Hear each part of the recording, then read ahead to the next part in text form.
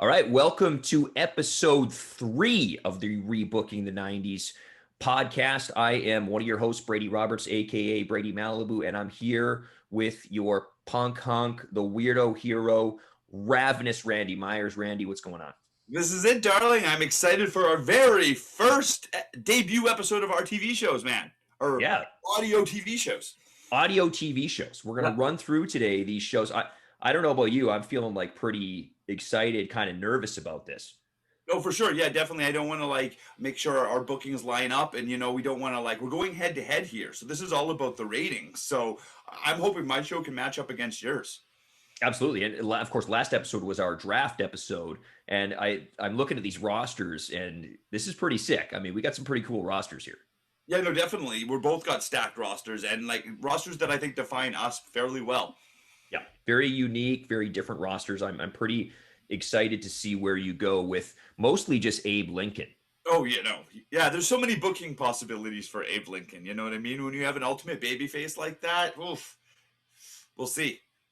Yeah, or maybe Abe Lincoln does a Hogan level 96 heel turn or something. Who knows? The beard shave, right? Who knows? Turns on America. Perfect. Yeah. No, it could be coming. So as we discussed previously, we're only going to do one TV and then we're going right to a pay-per-view. So we got a lot to accomplish on these shows. We got to introduce our characters and our storylines and set up an entire pay-per-view card here. So we got a lot to do. We've decided that I am going to go through my show first. I am going to call my promotion Malibu Wrestling Entertainment, the MWE. Okay, I think it's just fitting. Okay, yep. It's fitting. Headquarters in Malibu, California. And my TV show will be called Breakout. Just a... Like Zits. Yeah, that makes sense. Yeah. Just kind of a generic wrestling show name. That sounds great. Yeah, it sounds, like I said, it reminds me of Back Knee, or it reminds me of, something that you might see on MTV at 4 a.m. back in the day. Exactly. Like Wrestling Society X or something. 100%. Yeah. There'd be some dude running around screaming and all sorts of inserted pyro fireworks and such. Sure. And I got a ton of pyro. This show's mostly pyro. Perfect, as it should be. Wrestling show should be mostly pyro. Yeah, we're blowing our entire budget on pyro, and I will just be spending the next 15 minutes describing the pyro. Perfect, exactly. We should have given ourselves budgets here, I think so, yeah. It's $5 each, so we'll go to the local firecracker store or something. Now, do you want to reveal the name of your show and company? Okay. You go, and then I'll follow suit. Totally fine. Okay, perfect. All right, I got my script out here. This was a lot more work than I thought it was going to be, by the way. Yeah, I know. I give all those bookers that I've given hell over the years a little bit more credit, just a little bit. This is harder than I thought.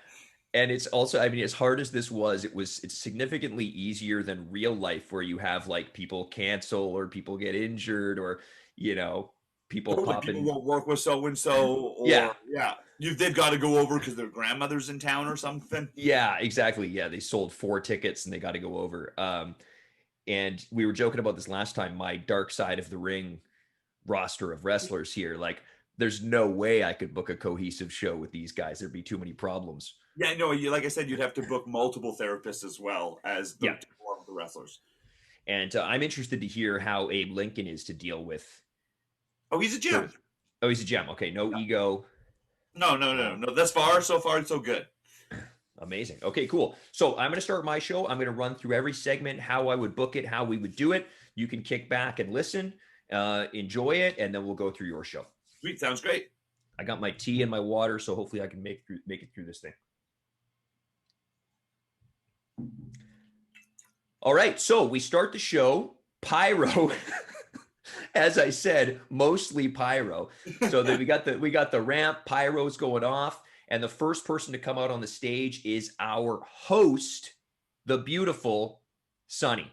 And Sunny introduces our commentary team, which is Tony Schiavone doing play-by-play and Bobby Heenan.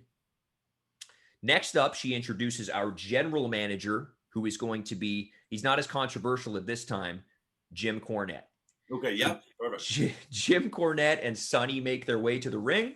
We have 3 stands in the ring with the different title belts. So Jim Cornette introduces our championships. We've got the World Heavyweight Championship. Sonny is showing these things off like it's Wheel of Fortune. Perfect. We got the Intercontinental title. And we have, of course, the World Tag Team Championships. Jim Cornette announces that we're going to have our first pay-per-view, which is our next show, Clash of the Champions, where all of these titles will be decided. Starting with the big one, the World Heavyweight Championship. So at the pay-per-view for the World Championship, we have a 6-pack challenge for the title. We got 6 of our top draft picks that Jim Cornette has selected who are deserving of a title shot to go into that match. And tonight, we're doing 3 preview matches for the 6-pack challenge. Okay, so all 6 of these guys are going to be action in singles matches against each other tonight, starting with the biggest man on the roster, Bam Bam Bigelow.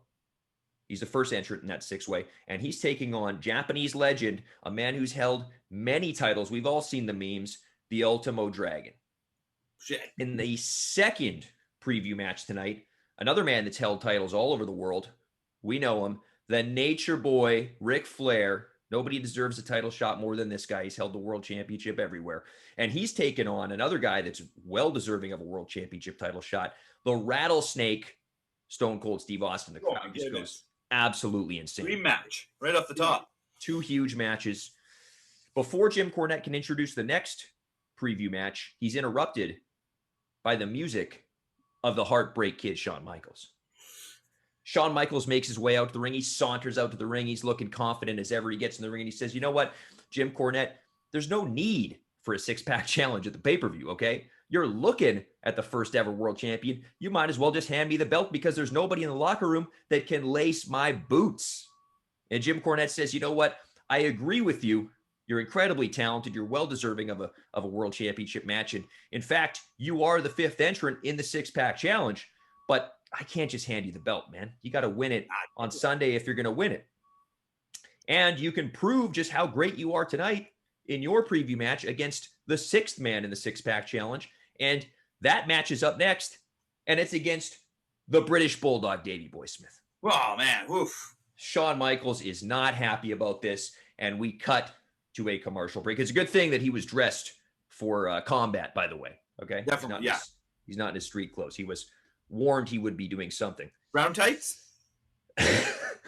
No brown tights. I'm gonna go with the classic blue 90s tights. Okay, nice. Blue with the hearts, sort of 95, 96 kind of time. I like that look.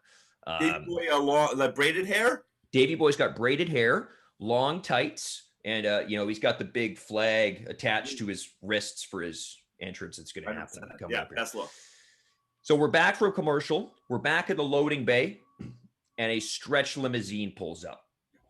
And who gets out of the back of the stretch limousine? It's the $1 Million Man, Ted DiBiase. He's got a big smile on his face, and his associate, his tag team partner, IRS, is with him. He's got the suspenders. He's got the briefcase, and the $1 Million Man is laughing. Okay, he's got that sinister laugh. Got something planned. And before he can say anything, we hear some pipes. Some pipes are being worked on, and we pan over and we see an ass crack, and it's TL Hopper. Oh, perfect. What a segue. And DiBiase says, "Who's this guy interrupted me? I'm trying to say something here." And this guy's working on the pipes. He says, "Hey, who are you?" "Well, sir, I'm TL Hopper." And DiBiase says, "You a plumber?" And TL Hopper says, "Yeah, I'm the plumber here." And DiBiase says, "You know what? I negotiated myself a sweet contract here. I got myself a great private locker room. But the one thing that I'm missing in that private locker room is a 24-karat gold toilet.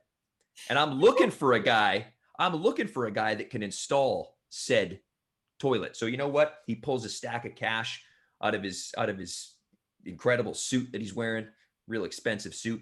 And he pulls out a few bills and he goes to hand it to TL Hopper. He says, "You're hired to install my 24-karat gold toilet." And TL Hopper reaches out to grab the bills, and DiBiase drops them on the ground right in front of him. Real like dick the rich move. do, you know? Real dick move, yeah. So TL Hopper, he takes a second. He's a little reluctant. This is embarrassing. When he reaches down and he picks up the money, and DiBiase walks off laughing. And we're back in the ring. Shawn Michaels is already in the ring. He's not happy. He's leaning against the buckle. He's not happy. And Davey Boy Smith, the British Bulldog's music hits. He comes out. The crowd goes absolutely nuts. This guy is over. Okay. Great match. Fantastic match. The first match of the promotion. Bulldogs throwing Shawn around like a rag doll. They fight to the floor. Bulldog goes to pick up Shawn. Shawn scoots behind, shoves him headfirst into the ring post. Throws him back in the ring. Shawn gets a little heat on him. Bulldog starts a big comeback. He goes for a press slam. Shawn sneaks behind him again, goes for the super kick. Bulldog catches it, spins him around, picks him up, running power slam. 1, 2, 3. The Bulldog wins the first match in the promotion. He celebrates, big smile on his face. He's got some momentum heading into the pay-per-view. Shawn is sitting on the ramp. He's pouting. He says he wasn't ready. Nobody told him who he was going to be wrestling tonight. Didn't have a strategy for this match. This is unfair. We go back to the hallway. Jim Cornette and Sonny are walking through the hallway, and they walk up to a door, and they knock on the door, and the door opens, and a huge billow of smoke comes out the door. And Cornette's waving the smoke out of his face. He's coughing, and Too Cold Scorpio walks out from the locker room. Yep. And he's smiling, and he walks past Cornette and Sonny and makes his way out the hallway. And then out walks Rob Van Dam and Sabu. Oh, perfect. Having a pre-match smoke. Okay. Are they wearing shirts? Sabu is not. Okay, perfect. Van Dam's in his wrestling gear. They're ready for action tonight. I just remember when they got arrested that time with that big bag of weed in the back of the ring, rolling around with no shirts on as well. No shirts on either. Yeah. Well, maybe Van Dam's got his singlet pulled down. Okay. Okay, perfect. Okay, cool. So you can think about that. So Cornette says, you know what, Van Dam and Sabu, tonight, you guys are going to be in tag team action, and you are wrestling the Blade Runners, Sting and the Ultimate Warrior. Whoa. And the winners of that match will go on to the Clash of the Champions to wrestle for the vacant tag team titles against Ted DiBiase and IRS. Nice. And Van Dam says, well, that's cool, bro, but how did DiBiase and IRS get an automatic bye to the finals of this little tournament? And Cornette says, DiBiase's got expensive lawyers. He negotiated a great contract. He negotiated himself a guaranteed title opportunity. Nothing I can do about it. And Van Dam turns to Sabu and he says, well, who negotiated our contract? You didn't let Paul Lee negotiate our contract, did you? And Sabu shrugs his shoulders, and Van Dam says, do we even have lawyers? Sabu shrugs his shoulders. No one knows what's going on.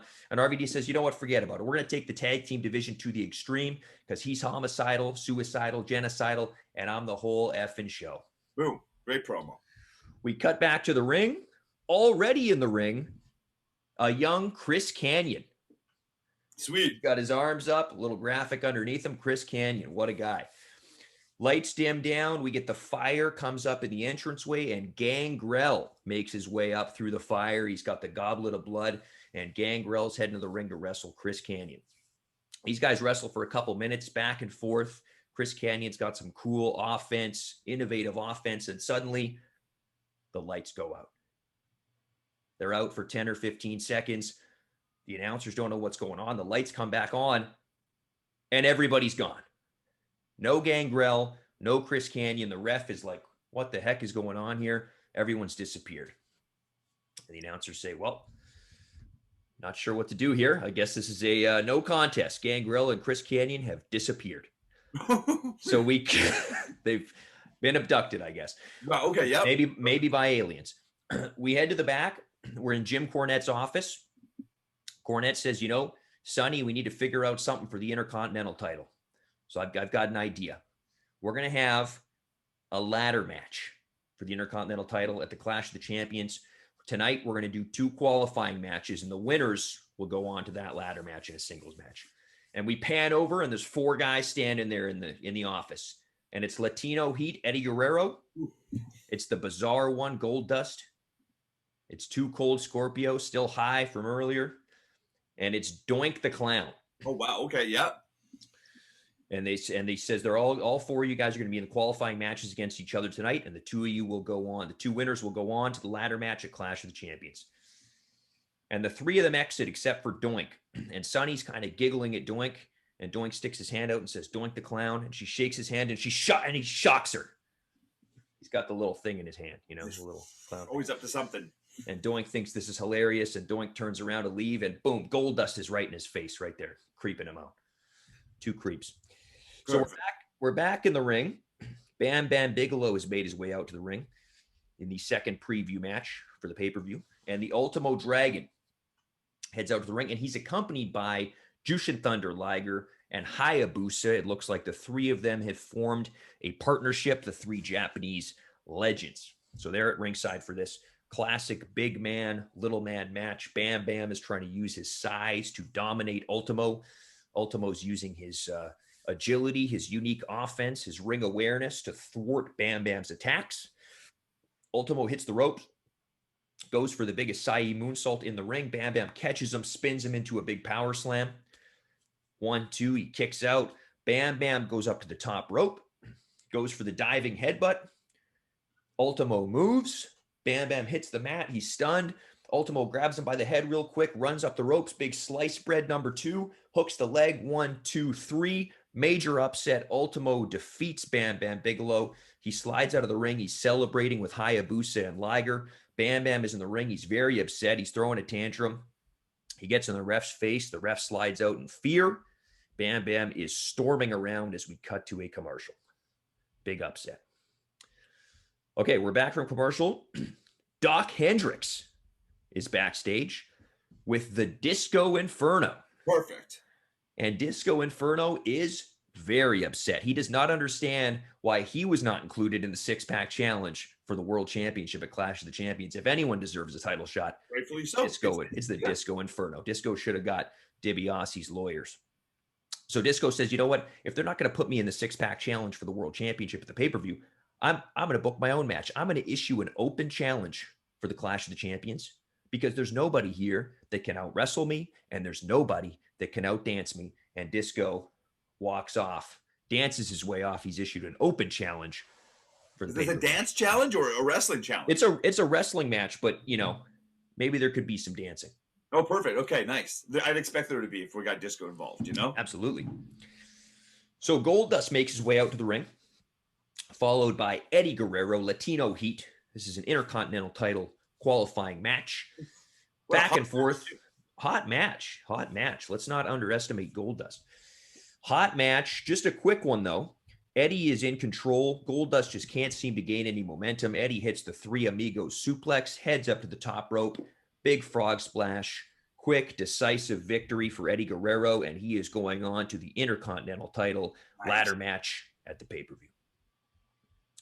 We are backstage. Doc Hendricks is with the Blade Runners. Surfer Sting and the Ultimate Warrior, they've got matching face paint. They're looking great. They got cool, bright-looking gear. Warrior says something incomprehensible.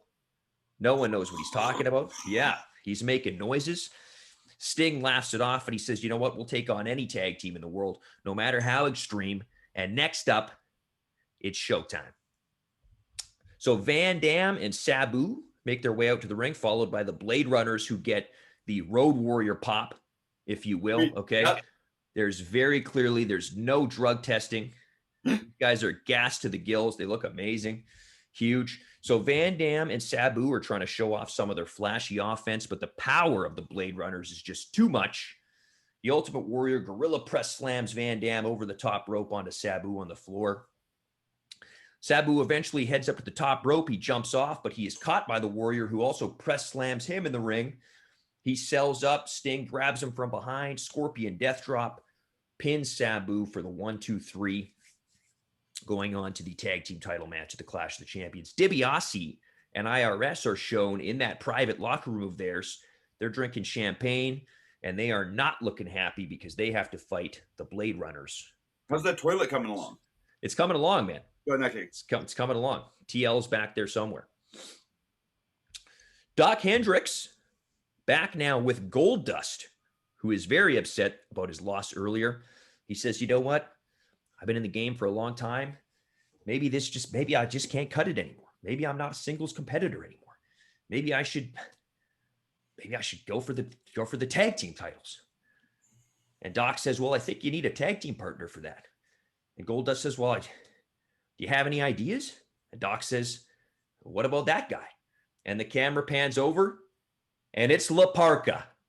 And La Parka's standing on a chair dancing. Maybe he should have tagged with the Disco Inferno.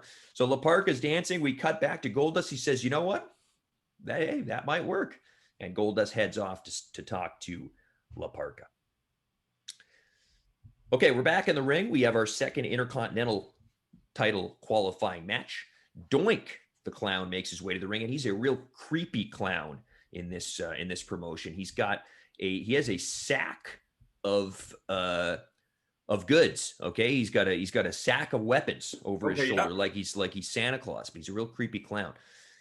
So Doink makes his way out to the floor. He grabs the sack of stuff, pulls out some silly string, goes to spray it in Too Cold Scorpio's eyes. Scorpio ducks. The silly string gets in the referee's eyes, momentarily blinding him. Doink pulls out a prosthetic leg from his sack of goods, swings it at Scorpio. Scorpio ducks, kicks it up, catches it, bonks Doink in the head. Bonks Doink in the head with the prosthetic leg. Throws it out of the ring. The ref is recovered. Scorpio heads to the top rope. 450 splash. 1, 2, 3. Defeats Doink the Clown. So it's going to be Scorpio versus Eddie Guerrero in a ladder match. Wow. Crown the first Intercontinental Champion. And that match right there could steal your pay-per-view, Brady, right there. There it is, man. This pay-per-view is really coming together. We're back with Doc Hendricks. He's backstage with the Nature Boy, Ric Flair. And Ric Flair says, he's been champion all over the world many times, and he's looking to become champion again. For him, it's no big deal. He's the Nature Boy. And he's interrupted by Stone Cold Steve Austin, who has a beer in hand, and the crowd goes absolutely insane. Rick tries to suck up to Stone Cold. Hey, we could be friends here. No problem. Austin says, you know what? He doesn't trust anybody, but least of all, the dirtiest player in the game, Ric Flair. But tonight, he's going to stomp a mud hole. He's going to walk it dry, and he's going to head to Clash of Champions to become the first ever world champion. And that's the bottom line, because Stone Cold said so. We're back in the hallway. Too Cold Scorpio walking through the hallway. He's toweling himself off after that big victory over Doink. He's approached by Eddie Guerrero. Eddie congratulates him on the victory. He says you'll see him at the pay-per-view, and the better man will become the first Intercontinental Champion. And they shake hands. Two baby faces, very sportsmanlike. They stare each other down. Big ladder match coming up. We're almost at the main event here. We've got a video package. Two fiery young baby faces. And they're training at a gym. They're beating up some trainees, doing some cool moves. It's the Lionheart, Chris Jericho, and Edge. A fiery young babyface tag team from Canada. They're up there training at the Storm Wrestling Academy or BJ's gym or somewhere, but they're doing some cool moves. They're beating up some trainees. Might have been me and you. Probably, yeah. And they look great, and they are coming very soon to Breakout. All right, the announcers are going to run down the pay-per-view card, and we're going to head into our main event. So the announcers, Shivani and Bobby Heenan running down the pay-per-view card. Rob Van Dam and Sabu, they get another tag team match at the pay-per-view. They are going to take on Hayabusa and Jushin Liger. Major tag team match. That might steal the show right there. Totally. 4 absolute high-flying icons, okay? We got 5 big matches for the pay-per-view. Van Dam and Sabu versus Hayabusa and Liger. The Disco Inferno has issued his open challenge, okay? Cornette has added that to the card. Tag team title match, vacant tag team titles. The Blade Runners, Sting and the Warrior against Ted DiBiase and IRS. Of course, the ladder match for the Intercontinental title. Eddie Guerrero versus Too Cold Scorpio, both qualified tonight. And the main event, the 6-pack challenge for the World Heavyweight Championship. The Heartbreak Kid, Shawn Michaels. Stone Cold Steve Austin. The Nature Boy, Ric Flair.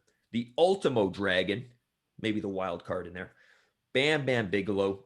And the British Bulldog, Davey Boy Smith, who, of course, had a very impressive victory earlier tonight. And we will have one match on the pre-show, the free-for-all. Nice. Yep. Which will be the debut of the tag team we just saw, Chris Jericho, the Lionheart, and Edge. High Impact will be their name, and they will debut on the pre-show. So don't skip the pre-show, okay? One big match on there. Okay, it's time for the main event, final segment. And before the main event begins, Curt Hennig makes his way out to the commentary table and joins Tony Schiavone and Bobby Heenan for a little guest commentary, a little analysis, if you will, for the main event.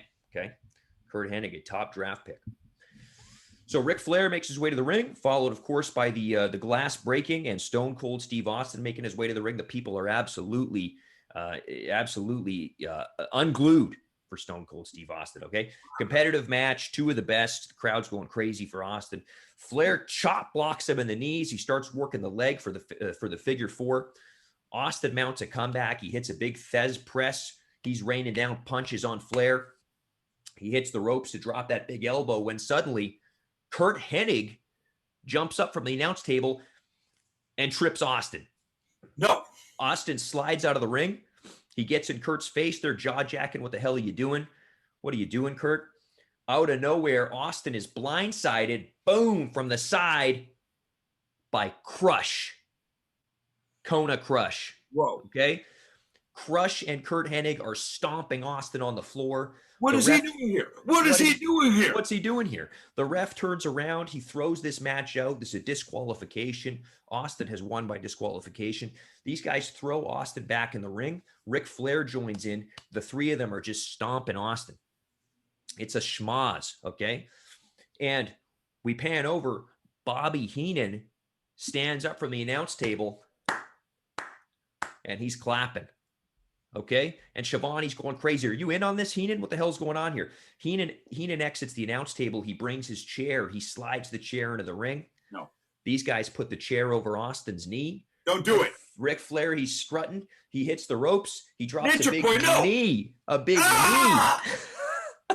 A big knee across the chair, destroying Austin's knee, which was wrapped up in that chair, okay? Austin's on the ground. Knee of the rattlesnake being taken out by the dirtiest player in the game. Days before the pay-per-view, days before the World Championship title match.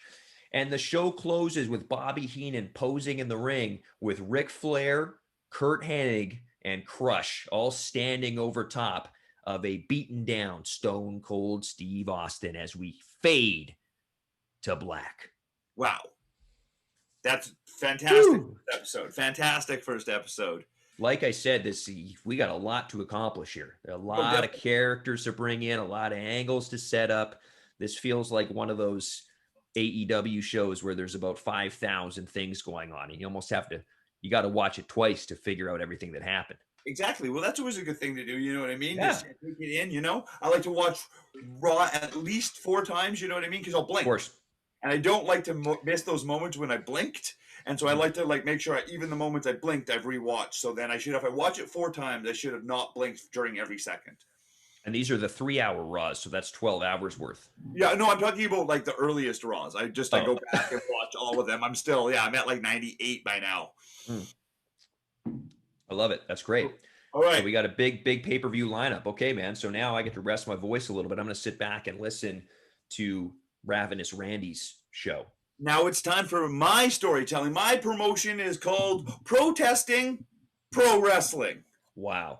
Yeah, so that is my promotion's name. Our debut show is called none other than Protesting Pro Wrestling presents the Power Hour. Wow. I love it. Power Hour. All right. So we're starting. So this is this show is it 1 hour? It's 1 hour, yeah. But it's going to be like it's not the Power Hours. It's not the Power 2 hours. No, not Power 2 hours. The Power Hour. So with commercials, is that like a 42-minute show? Yeah, 40. I think it's 44-minute exact runtime. Yeah, I love it. That's great. We've got to keep things real tight. Of course. But like you said, we've got to cram it all in there. So right off the bat, we're starting off with a dream match, a match that's never been seen before. Right in the middle of the ring, coming out, it is Owen Hart coming out to the ring, followed by none other than Rey Mysterio in our very first match. harping back to the WCW days of starting off with one of those hot cruiserweight matches. We want to show you what this promotion's all about. It's about young, fiery upstarts really showing us their perfection and their technical skills with inside that ring. So Rey Mysterio and Owen Hart are going toe-to-toe, countering every counter. Eventually, Rey Mysterio's got the upper hand. Drop toe holds Owen Hart into the ropes. Hits that 619, but Owen catches it. Switches it into the sharpshooter as he's turning over. Rey rolls it through for a quick 1, 2, 3. And that is our first winner on the Power Hour. Wow. Rey Mysterio. I would have loved to see that match. Right? Yeah, that's what I was thinking. We got to give these people matches they've never seen before, matches that they can't see anywhere else. Yeah. After that, we have the big explosion. The Dudley Boys are coming out. All 3 Dudley Boys this time. We've got Bubba Ray. We've got Devon. And we've got Spike Dudley in tow coming to the ring. And they are taking on none other than Terry Funk, Tajiri, and Raven. Wow. Yeah. Former ECW trio. Exactly, yeah. Former ECW trio, people that are all from like different ilks, but all wild in their own way. We're talking Japanese buzzsaw Tajiri, Spit in the Mist, mid ECW when he was like top tier Tajiri. They go toe to toe. Eventually, Terry Funk's in there, hits the spinning toe hold on Bubba Ray. 1, 2, 3, comes around for the 3rd time, gets rolled up into the small package by Bubba Ray. Terry Funk kicks out. Then all hell breaks loose. Bubba comes in, or Devon comes in, pushes Bubba, tells him to get, in this case, they have a skipping rope that they get rather than the table. So Devon pushes Bubba, forces Bubba to go get the skipping rope. They get the skipping rope, go for the double clothesline using the skipping rope. Big duck underneath by Terry Funk. Hits a crossbody on both of them. Raven and Tajiri come in. Raven hits the even flow on Spike Dudley. The big mist onto all 3 of them from Tajiri. And the 1, 2, 3 from Terry. Wow. Dudley Boys are pissed off. Getting in Spike's face, blaming him for the loss. Start pushing him around. Beat up Spike Dudley. Leave him lying in the ring. We go to commercial break.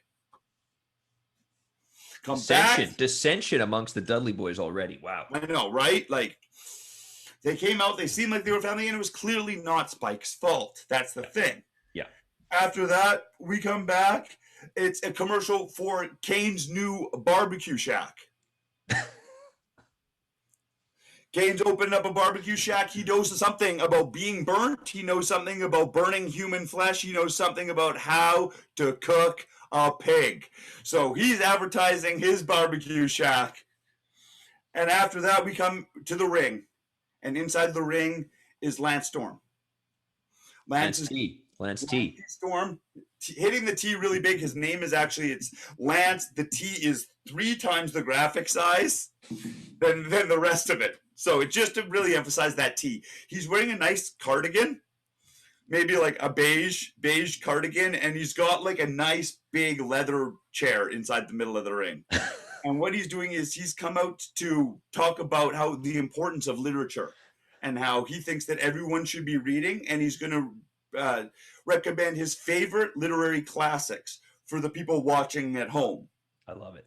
So he starts going on to that, and then we hear none other than Mick Foley's music hit. We hear the car crash. Foley comes out, talks to Lance Storm, thinks it's a great idea that he's recommending reading, thinks that everyone should be more literate. And so he hands Lance his latest book and says, maybe you could read this. Lance says, we're here to discuss the classics, Mick. We're not here to read your drivel. Mick is heartbroken by this. He says, come on, Lance, please, can you just maybe do me the favor and have it reviewed on your next week's show? So fine, on the pay-per-view, our first match for the pay-per-view that's been set up is Lance Storm reviewing Mick Foley's new book. Wow. It's like right? Oprah's book club. Exactly. We're putting people in the seats right off the bat. Off the bat. Huge pay-per-view card. Exactly, right? Yeah. Have you ever seen a pay-per-view card that involves a review of a book? No, we're innovative here at Protest Pro Wrestling. I like it. All right. After that, we have a Bull Nakano versus Luna. Two of the most hard-hitting women in professional wrestling, two of the most interesting looks in professional wrestling. We've got makeup, we've got hair, we've got everything you could possibly imagine, and some of the most hard-hitting, brawling action you could ever want.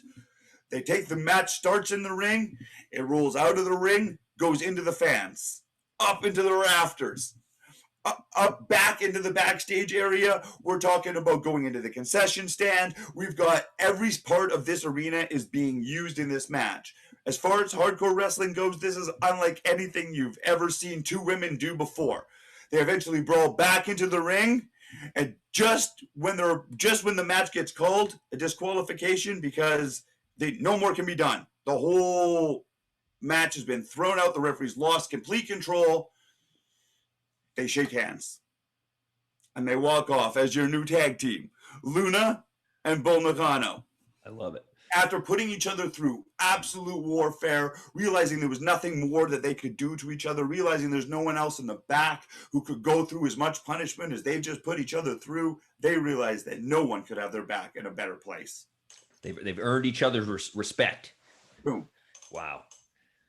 At this point, I should have announced at the beginning, our commentating team is none other than Dave Meltzer, as well as Joey Styles. So you can imagine Joey Styles this whole time has been screaming at the top of his lungs, while Dave Meltzer has been calculating in his calculator what he considers the match star ratings. Sure.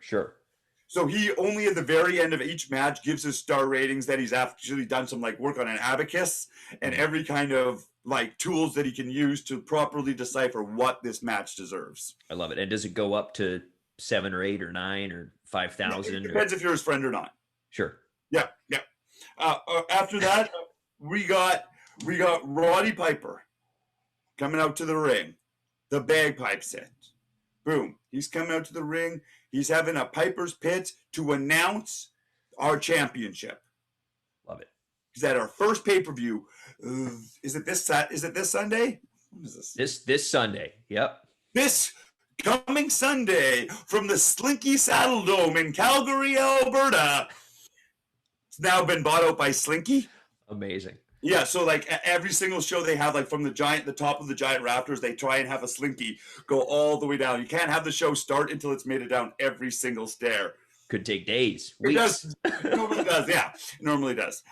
So they're going to announce the first ever Ultimate Universal Champion to the Extreme, which is coming this Sunday at the Slinky Saddle Dome. Wow. Will there be a Hot Wings championship as well, as you stated? Oh, a hot wing eating championship. Yes, indeed. Right? Okay. Somewhere down the line. So at that point, he's interrupted, though. Before he can even announce who's going to be in this match, he's interrupted by none other than King Booker. Nice. King Booker comes out. He says, I've had crowns. I've had scepters. I've held championships. Why don't you just put that belt around my waist right now? And Piper says, not so quick. You're not getting a chance at this championship until you have gone through my next competitor. And then before he can announce the next competitor, Buff Bagwell comes out. He's strutting. He's doing this. It's like a ski dance he's doing, kind of. He's got his top hat on. He comes out. He says, if anyone's going to be in line for that championship, it's Buff. I'm the stuff. And the girls, they can't get enough. They just can't get enough. So at this point, Booker T and Buff Bagwell are right in each other's faces, yelling it up. Roddy Piper says, you know what? I've been given one match. I've been given one opportunity to make one match. And I was going to make that match for the championship. But no, now I'm going to make that match tonight between you two to see who goes on to face who else I want to fight in the championship match. Wow. So he can make more than one match. Well, he yeah. I guess so, yeah. Well, yeah, he'll make more than one match in this case. Yeah. Well, it's Piper. He can do what he wants. You know what I mean? Piper does whatever he wants. Yeah, we're not going to argue with him. Yeah, of course. I'm not one to argue with Piper. No. So they have the match. Booker T versus Buff Bagwell, classic WCW. Buff throws Booker into the corner, comes out with the Booker T roll up, the 1, 2. Buff Bagwell kicks out. Boom. Buff Bagwell's in the corner. Booker runs in, puts the boot up, jumps up, goes for the blockbuster.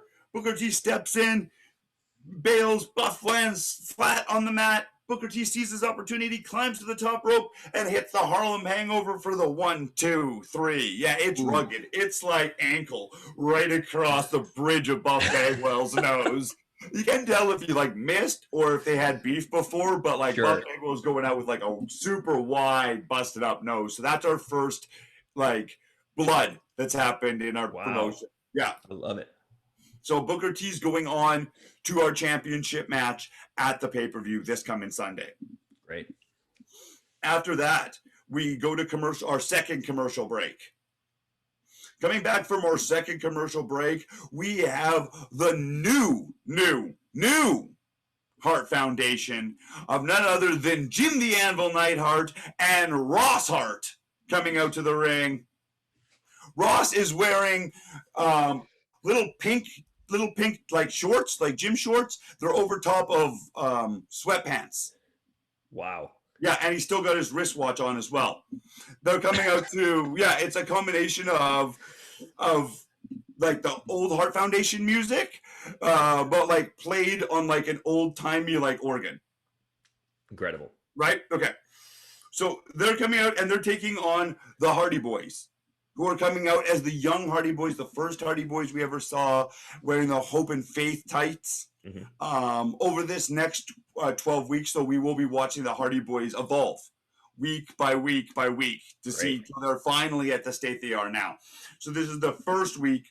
So like I said, the first week they were doing the job. They were supplementary talent. So Jim doesn't even bother tagging in Ross. Ross is just on the apron the whole time, telling him, Jim, I think this is what you should be doing, coaching him from the apron. And he just squashes through both Matt and Jeff Nero Hardy. And so the winners of the match are the newest Hart Foundation of Jim the Anvil Neidhart and Ross Hart. Incredible. After that, we have a promo. Bob Holly is backstage talking about how he believes in the Flat Earth Society. And how he believes that everyone, that if you look at a world championship, every world championship has always represented the world. And every world championship has always been flat. So the way he has seen the world is that it's always been a flat world, and he's going out to tell the fans this in the ring right now. So he goes out to the ring to tell the fans that. Just when he gets out there and he starts to berate the fans, China comes out. Her music comes on. She says, she argues with Bob Holly about being a science denier, and tells him about the how he has to be look through the world beyond wrestling. He needs to look outside the wrestling world. It makes quick work of him in the ring, and then at the end of that, Rick Rude's music comes on, and he just stands on the apron and he just looks at China and just gives her a grind. Gives her a grind, like the Rick Rude grind. Oh, the grind. Hip swivel. Okay, the grind. Yeah, like a hip swivel. Yeah. Yeah. Nice. Also, Bob Holly, Flat Earther, is my new favorite wrestling gimmick. It's a good gimmick. The Flat Earther, Bob Holly. All right. So then goes to commercial break, but before commercial break, they're telling us what our main event is. Our main event for tonight is none other than Bret the Hitman Hart taking on that tower of power that is Mike Awesome. Ooh, great match. So right after the commercial break, we come out.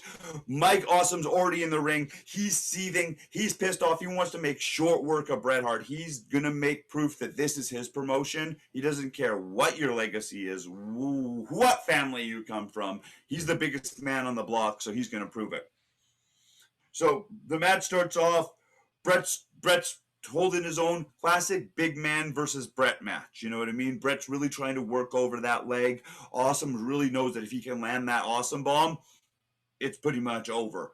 So, boom, eventually, while Bret's going for the sharpshooter, he gets kicked through the ropes. Boom, Awesome hits that big flying dive over the top rope, lands on Brett. They're on the outside, sets up Brett for the big power bomb onto the announce table. Brett slinks through, comes into the ring as Awesome comes in to get him. Boom, chalk block, takes out the knee, locks in that sharpshooter. Boom, but Awesome will not give up. Awesome does not give up. He's still breathing. He rolls back over. He kicks out. He kicks Brett off. He goes up for the power bomb. Brett spins into a victory roll. 1, 2, 3. Brett wins for the match. Wow. After the match, because it was just a quick win, Awesome still up. Picks up Brett. Power bombs him in the middle of the ring. Out at that point, out comes Ross and Jim to make the save. Jim gets power bombed. Boom. Awesome goes to powerbomb Ross. Ross drops behind. Low blow on Awesome. But Ben turns around. Boom, there's the Dudley Boys. Boom. 3D. 1, 2. That's it. So, yeah. All the hearts are laid out at the end of the ring, at the end of the night. Awesome standing tall. The Dudley Boys are standing tall. We've got a new seeming of a faction of 3 of the most devastating men with inside protesting pro wrestling, and we're leading into the pay-per-view. Wow. So what is the card for the pay-per-view? What do you have? The card after the disgusting takes and the vile actions of Mike Awesome, we're gonna put Booker T versus Bret the Hitman Hart for our first championship match. Yep. We have China answering Rick Rude's date offer. I love it. We have the evolving Hardy Boys taking on the team of Arn Anderson and Bob Holly. Is Arn Anderson also a flat earther, or trying to convince them? You know what I mean? Arn Anderson in this world is more of like he was he's also like an ex-gym coach. Yeah.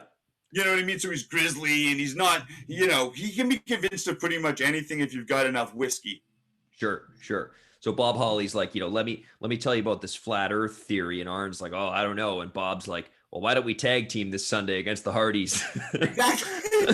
Yeah. If I got the whiskey, how about we beat up 2 small kids? Beat up 2 small boys. That's all Arn needed to hear to be into them. And then we'll go home and listen to some Joe Rogan or something. Exactly. We'll down some whiskey and we'll listen to Joe Rogan. We'll be men. I love it. And we've got the match the fans have been wanting to see, the book review of Foley's latest book by none other than Lance T. Storm. Does the T stand for like the librarian or something? Like Thesaurus. Lance Thesaurus Storm. Wow.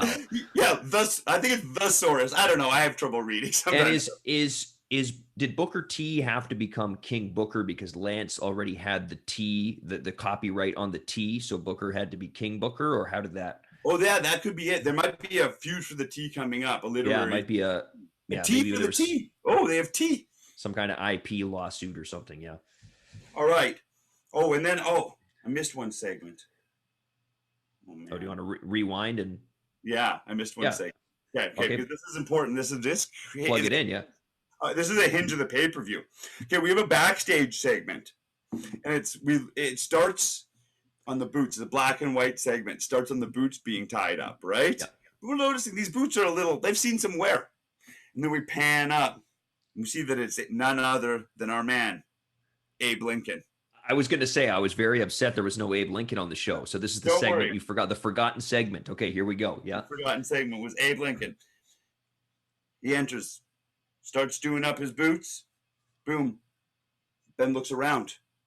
Something's missing. He's got his tights. He's got his boots. He's got his beard. But what he doesn't have, he doesn't have his hat. Yep. Looks around and he sees Big Show. How did he miss him? Trying on his hat. But this is a big man in a small hat. Yep. None other, it rips. He rips the stovepipe hat of Abe Lincoln. Oh, no. Big Show's throws it back at him like, yeah, wasn't any good anyways. Abe Lincoln says, "You know what, Big Show? I don't care if you rip my hat. This is beyond that. This is about sportsmanship, and I want to offer you a place in my heart and in my corner. So on Sunday, I want you to be in my corner as I make my debut for protesting pro wrestling." So we have the debut of Abe Lincoln coming this Sunday with his corner mate, none other than Big Show. I would absolutely buy a pay-per-view to see the debut. Right, of Abe Lincoln? Abe Lincoln. Will Abe Lincoln's matches be in black and white as well? No, they will be in black and white, definitely. They will be also shot like on those old like, cameras. Yeah, totally. It's going to be very expensive. That's where your budget goes to pyro, mine goes to crank cameras. That's incredible. So is that it, or did you forget any other segments? No, I probably have, but that's good for now, yeah. Okay. Well, that's fantastic. I think that's awesome. I think there was lots of fun stuff in there. You got a couple new stables. Exactly. I like the newest Heart Foundation with Ross. Yeah, and of course, a lot of questions. Where's Owen going to land with all of that? Yeah, where was Owen in the end? He didn't come out. Exactly. Yeah. Exactly. You got Dave Meltzer's star rating system in there. The debut of Abe Lincoln. Yep. Tons of great book reviews. Lance is wearing a cardigan. Yep. Rick Rude in China. I like that, half the matches on your pay-per-view aren't even wrestling matches. They're dates. Yeah, they don't need to be. I love it. This is fantastic. That's great, man. Great show. I think so too. Thank you so much. Yeah. Great show. You're gonna have to wait to see if the ratings come in and hear what Meltzer says to find out who won this week. Of course. And I don't know about you, but I took a look at my whole roster and I booked this thing backwards. I think this is always how wrestling or really any storytelling should be done. I figured out my card, or kind of my loose card, for my big final episode and kind of worked backwards from there. So there's some seeds being planted right now for things that will pay off in 12 weeks. Well, that's one of the great things about wrestling is you can look in advance like that. And like when we don't, unfortunately, we have to deal with injuries and stuff like that, like we were saying at the top, but we don't have to worry about that in this world. So we can write long time storytelling and stuff like that and get to eventually where we want to get to. Yeah, exactly. Well, that was awesome, man. I'm stoked for the pay-per-views. We will be back on our very next episode, and my pay-per-view is the Clash of the Champions. What is your pay-per-view called? I can't remember. Did you say it? I did it. No, I think I just named the championship. I don't think I actually did the pay-per-view yet. Yeah. Well, let's brainstorm on this, Brady. What do we want? Sure. Okay, so we want to. It's got to be exciting. Yeah. Dazzling. Yeah. We know where it's at. It's at the Slinky Stampede. Slinky Saddledome. Slinky Saddledome, of course. Yeah. So maybe Slinky Saddledome presents Super Space Champion Collision. I love it. Yeah, right. You've got a clash. I'm going to have a collision. Of course, and you're going to be crowning your, I guess, heavyweight champion. I can't. Yeah, we're going to be crowning just the heavyweight champion, the super universal champion. Yep. And the hot wing champion will come at a later date. Yeah, no, that's coming down the road for sure. I think that there may be some seeds planted in this episode if you saw it, for where that might go. I love it. Yeah.